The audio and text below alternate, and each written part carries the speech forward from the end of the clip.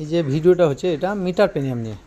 তো metre premium লাগানোর জন্য আমি ব্রেক শু প্লেটটাকে খুলে নিয়েছি এবং খুব ভালোভাবে পরিষ্কার করে নিয়েছি। এখন আমি মিটার প্রিমিয়াম নিয়ে এসেছি। মিটার প্রিমিয়ামটা খুলে নিই।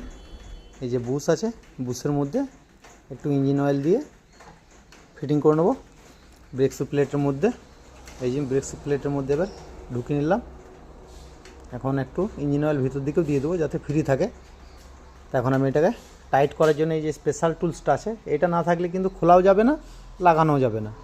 তো আমার কাছে স্পেশাল টুলস আছে। তো এখন আমি লাগিয়ে নিয়েছি। টাইট হয়ে গেলে এই যে টাইট করে দিয়েছি। এখন আমি বড় প্রিমিয়ামটাও বসিয়ে নেব। এর আগে ঘুরিয়ে দেখে নিচ্ছি ফ্রি আছে কিনা। এটা যদি জাম থাকে তাহলে কিন্তু মিটার প্রিমিয়ামটা টিকবে না, নষ্ট হয়ে যাবে।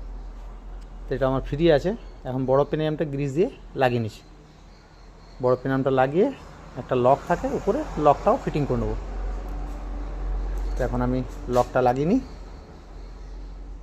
লকটা লাগিয়ে নিয়ে তারপর গাড়িটা ফিটিং করে দেখব মিটারটা উঠছে কিনা।